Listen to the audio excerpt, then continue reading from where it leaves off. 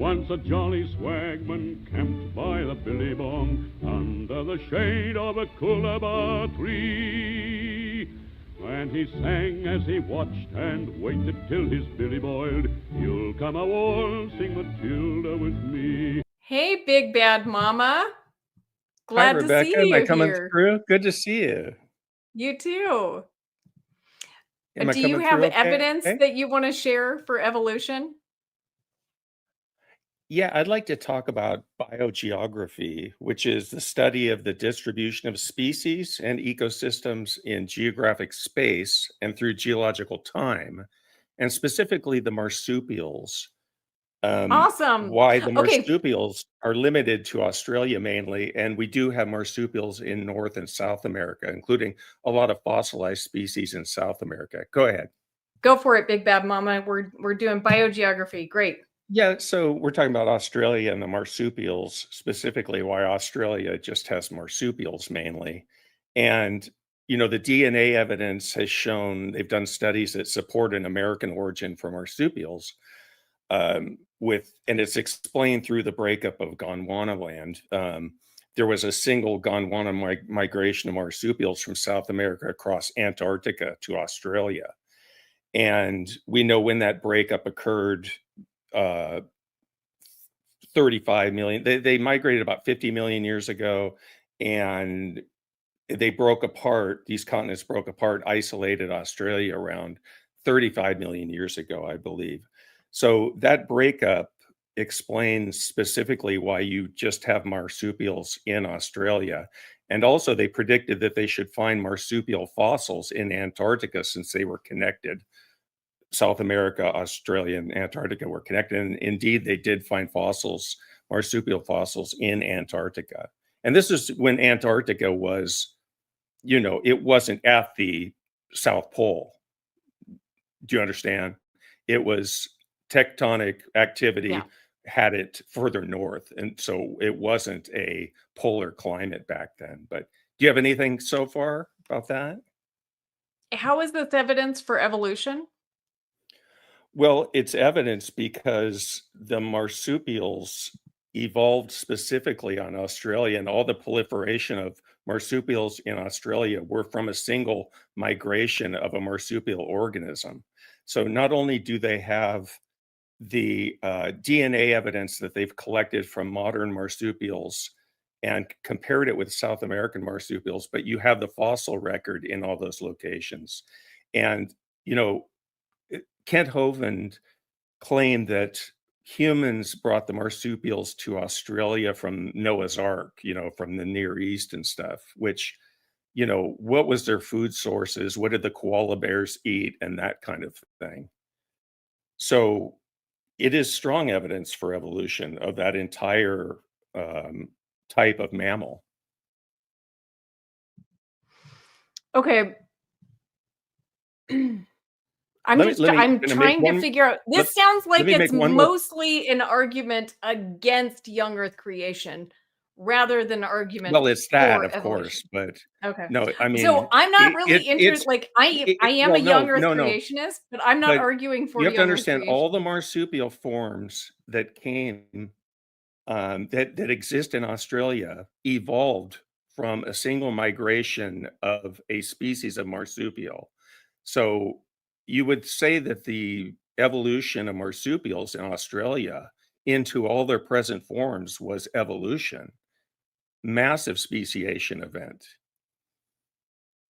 Okay, well, see, I actually think marsupials are a huge problem for evolution.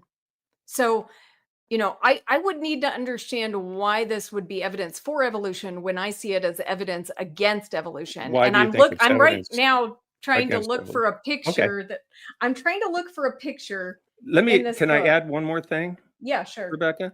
So, you know, if you were to take, and I know you might not like this discussion, but if you were to take a global flood event, you would have those marsupials making their way from the Near East to Australia and migrating that way. But what we have in Australia is we have several fossil events, several fossil locations that show that, with ages that show the development of the marsupials in Australia, the evolutionary development. So you wouldn't have those layers that have the fossil marsupials and also have, um, why would you have those fossilized sites of marsupials there before the flood, and then all of a sudden the marsupials came back after the flood? Do you understand? Ho Yeah, but I mean, That's a there's big problem. marsupials That's a found huge in problem. there's marsupial fossils found in South America and North Right, America, various because of the places. So, Gondwana yeah. because of Gondwana land. Yeah, because we were connected with all those land masses were connected. So this ties into plate tectonics and evolution. It's very powerful evidence, biogeography. Okay. And maybe you Well, want to look again, more it into it and we sounds can talk more about it like more you're later. Um, well, that one Go is ahead. sounds more like an argument against young Earth creation. So, um, because I think let me share what to me is Sure. problematic. And I love this argument about marsupials as like when people bring up marsupials because it is such a problem for evolution. So I don't see how whatever you could offer with the like geographical distribution is going to solve this problem. So trying to show this right here. So we have at the top is a placental mole, picture of a placental mole, and then you've got a marsupial mole, right? Now, Right. those look very similar. And if you had to say which of these three, like if I show you these three organisms, one being a humpback whale, and then the placental mole and the marsupial I mole, understand. Yeah. which ones look like they're more related? Well, The of moles, course, right? If if you you're had to just group going them by together. looks, yeah, it's the moles. Right, But if exactly. you were to Right. study if you So were to study their physiology, you wouldn't make that conclusion because the yeah, whales and and the placental mole raise their young exactly the same way and give birth exactly the same way. So yet you need to well, go into it more than the detail of just the looks of it. I know, and but see, to me, this is a major problem with evolution is that you've got It's really these not. two animals being more closely related, and yet Those somehow this evolved on a totally different tree, and it evolved to look exactly the same Well, they as the evolved to burrow placental in the mole. ground, right? They're moles, so they burrowed in the ground, and so they occupied similar niches. So you had all the Australian marsupials fill niches that elsewhere would be filled by placental mammals. So anything that's burrowing in the ground to make its living eating insects, insectivores, or what have you, whether it's a marsupial or a placental mammal, is going to look alike because it has to burrow in the ground. It's going to have small eyes. It's in the dark. It doesn't need like a lot of fur and that kind of thing. So that's why they've developed to look similar to each other, but they had completely separate evolutionary paths. That's my answer to Right. that. And so the reason that's problematic is because you said evolved to. And so it sounds like there was a goal in mind. They wanted to burrow in the ground. And so they evolved to burrow in the ground. And when we're talking about evolution, we're trying to get random mutations to somehow coordinate, thousands of mutations to coordinate together to get a feature that would be Yeah, but worthy of be selected, you're right? That missing a would big. Yeah, I understand. I'm sorry okay. I interrupted So you. so this is problematic because we have this over and over again. Here's the placental mouse, here's the marsupial mouse, and yet we have to conclude, even though these two look exactly alike, we have to conclude that these two are more genetically Okay, but related. which ones are more alike if you actually study their anatomy? And that's the problem is that Well, you I'm guys asking you that question yeah. of if you study the two moles and the whale, and you do a study of their organs and sexual organs and that kind of thing, which ones are you going to come to the conclusion are more closely related when you do that? Well, except for their reproductive, uh, methodology, their Which is a reproductive major method. thing. I mean. Right, but are you really going to say that the anatomy of a humpback whale is closer to the anatomy of a placental uh, mole than a placental mole and a marsupial mole? Yeah, I would say the way they give birth, the way they raise their young, which are major features in evolution, are more similar in the placental mole and the whale than in the marsupial mole and the whale.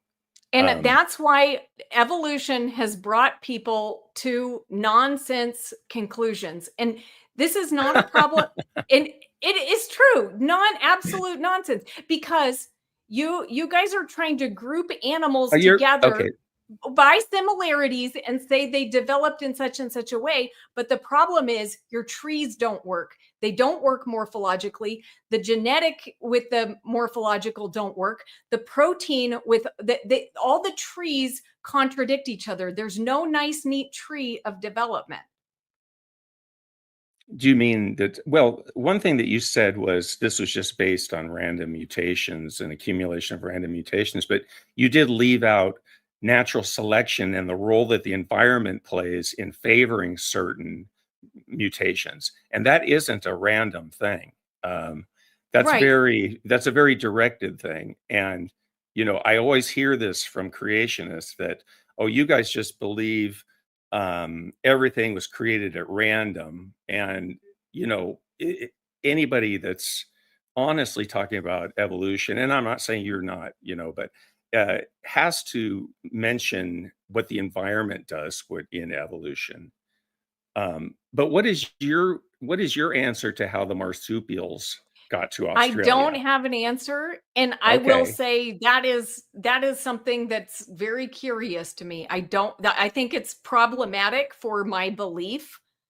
So it's I very I don't problematic. yeah, it's problematic for young earth creation specifically, Well, right? and for believing in the literal global flood, it's very problematic for that because you have to explain how a pair of, whether how many basal kinds of marsupials were on the ark and how they got from Mount Ararat to Australia. And was it one pair of marsupials that made it and then evolved into all the species that exist today, or were there multiple pairs of marsupials that made that journey? And how could they have made that journey, without getting preyed on?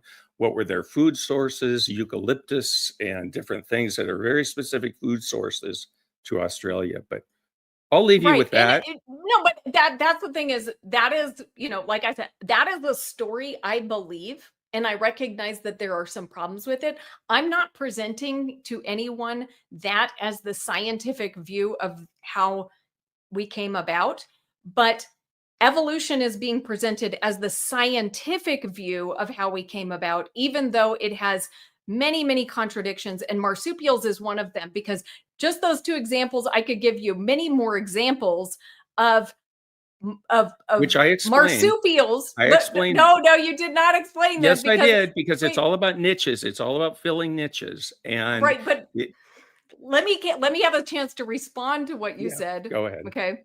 Because we went directly into the young earth stuff. Sure.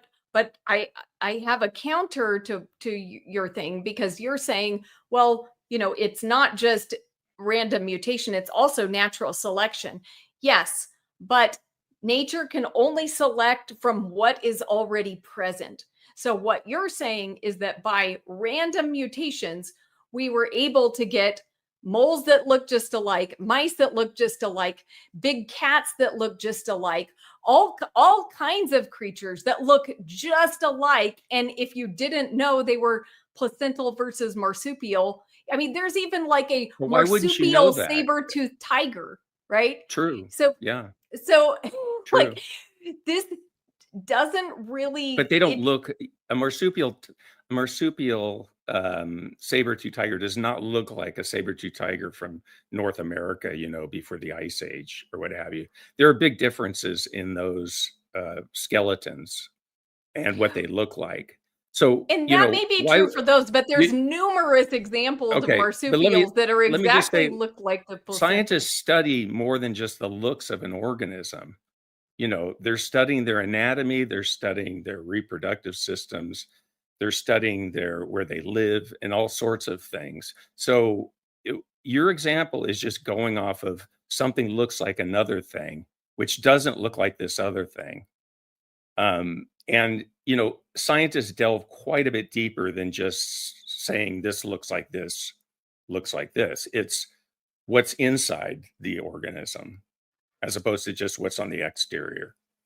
Right, and what I'm saying is that diving deeper, the diving deeper is fine, but the problem is the presupposition of evolution causes people to come to ridiculous conclusions. So the idea, okay, so I mean, show a 2-year-old like You those know, pictures, which a one is more two similar? we're not a 2-year-old doesn't understanding the science. Science is A complex. 2-year-old hasn't been We don't brainwashed into this evolutionary story. well, you could say the same thing about religion. I mean, let's Yeah, face it. I mean, yeah, that's kids true. kids are kids are brainwashed on religion far earlier than they are on evolution. All that. Since you went there. Yeah, I mean, actually, I mean, if they are in a religious household, maybe, but Right. if they're going into school at age 4, then they're usually getting brainwashed at that time. Yeah, nobody learns evolution at the age of 4. Oh, here's where you match the circles and the squares. By the way, Darwin said, nobody did that when they No, were they start with 4. the dinosaurs being millions of years old and, Right. Well, that's another topic. And maybe I know that I'll I just leave was that topic there with you. indoctrinated by 5th grade. I can tell you I was deeply indoctrinated by 5th grade. Poor thing. Yes. Well, thank you, Rebecca. I enjoyed talking to you, and I'd like to do this again sometime. Okay, thank you so much. Appreciate you Okay. coming on. Take care. Okay, It was take fun. care. Thank you. Thank you. Once a jolly swagman camped by the billy bong under the shade of a coolabah tree. And he sang as he watched and waited till his billy boiled. You'll come a waltzing Matilda with me.